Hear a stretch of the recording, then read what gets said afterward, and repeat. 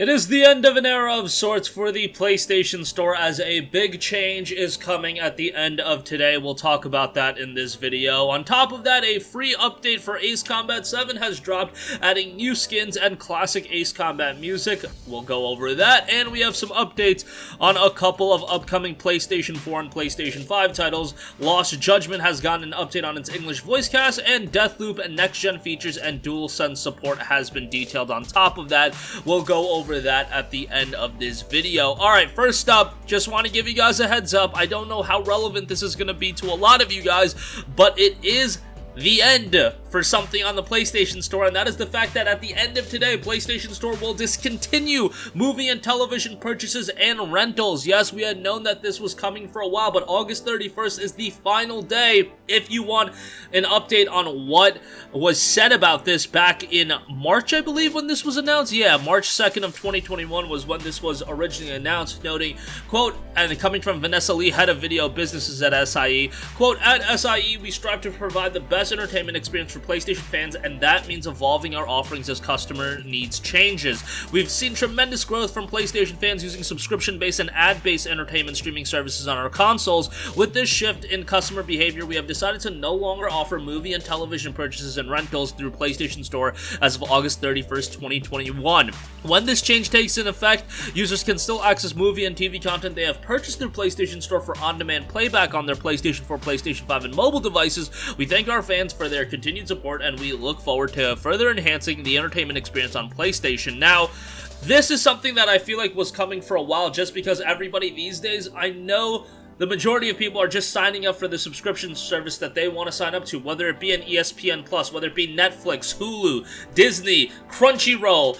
That's the worrying part to me. There's getting so many of them that I don't want, my subscription services that I'm running to be more expensive than my cable bill. Or what was my cable bill, at least. I guess if you consider Sling. I have Sling TV, so that, I guess, would be considered cable TV, but that's a lot cheaper than what cable TV is. And then, most people have Netflix, which went up in price. Most people have, something like the Disney Plus, ESPN Plus, Hulu. A lot of people have that triple pack, and it's a pretty good offer for the triple pack. And I know a lot of people with Crunchyroll, which Crunchyroll used to be $6 a month, now it's $9.99 a month. And by the way, Sony has acquired Crunchyroll, so a lot of moving parts here. And then you have the anime fans might also want to get Funimation. I hope they merge Funimation and Crunchyroll together, so you just get everything on Crunchyroll, which would be quite nice.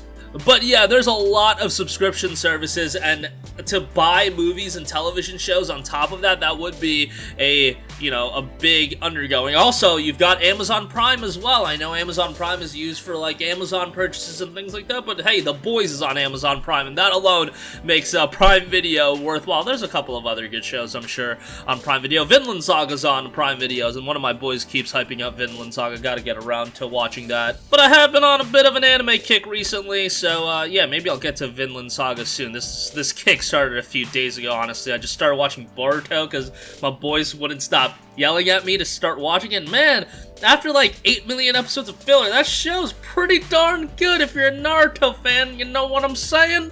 And they're doing some things that are actually changing the world of Naruto. I'm actually quite surprised about that. I thought it was just gonna be stuff about Boruto and Himawari going to the Ninja Academy. But I digress. Let's not go down that rabbit hole right now. But yes, this will be happening at the end of today. So if you do want to buy anything, if you want to have that on your PlayStation Store library, and then you can access it whenever, do that by the end of today, and that will be accessible to you forever. They're not going to take away stuff that you purchased. It's just not something that they do. At least they haven't done that.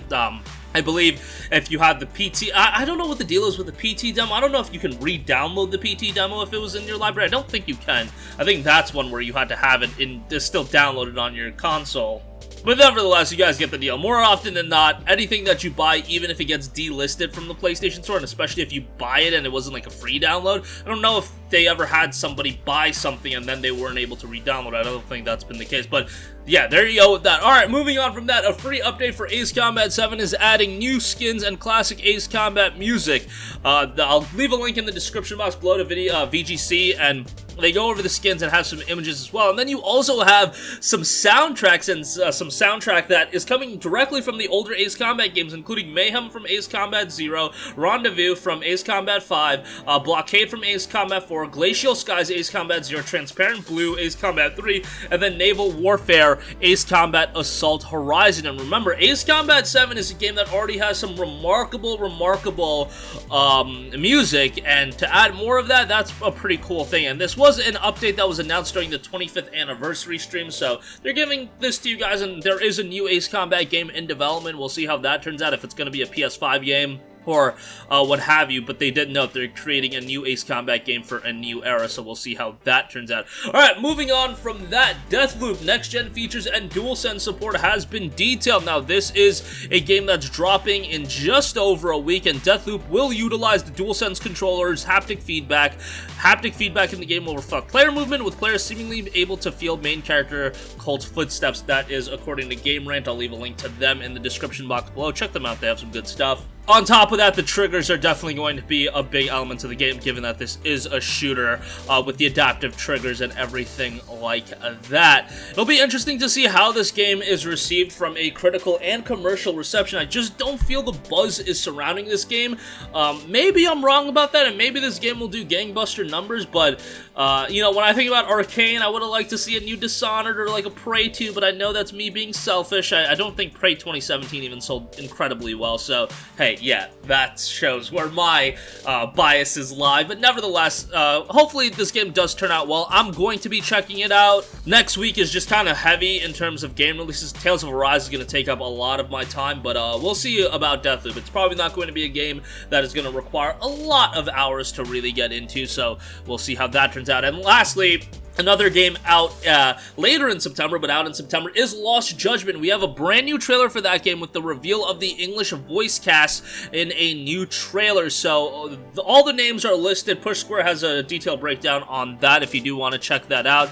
Greg Chun will reprise his role as Takayuki Yagami from the original Judgment, the main character of the game. And then you have a cast of a bunch of different people for the rest of the characters of the game. Judgment, this is why Judgment is a lot more accessible than the Yakuza games. The Yakuza games do not have English voice acting, which is a little bit jarring to some people. A lot of people do need English voice acting in their games. I found the Japanese voice acting with English subtitles to be perfectly serviceable in Yakuza, but I know that's not going to be the case for a lot of other people.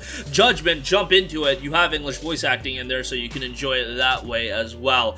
But yeah, check out the trailer for yourself. I'm sure you guys will dig it. The game is shaping up to be a pretty good one. Again, I've been saying it over and over again when I talk about Judgment. Hopefully they figure out the issues with what's going on with the casting in the Japan side of things, and they can get things remedied with the actor that plays Takayuki, that they modeled it after whatever is going on there, because it would be a shame if Lost Judgment is the final game in the Judgment storyline. But that's going to wrap up this one. Again, PlayStation Store is discontinuing movie and TV purchases and rentals today. If you want anything, go buy it. It'll be in your library forever. It'll be there for you to download forever, so be mindful of that. Free update to Ace Combat 7, adding some new skins and classic Ace Combat music. Deathloop coming next week. Some new details on that, and Lost Judgment's English voice casting has been featured in a trailer. That's going to do it for me. Sound off with all of your thoughts in the comments section down below. Thank you for watching, and goodbye.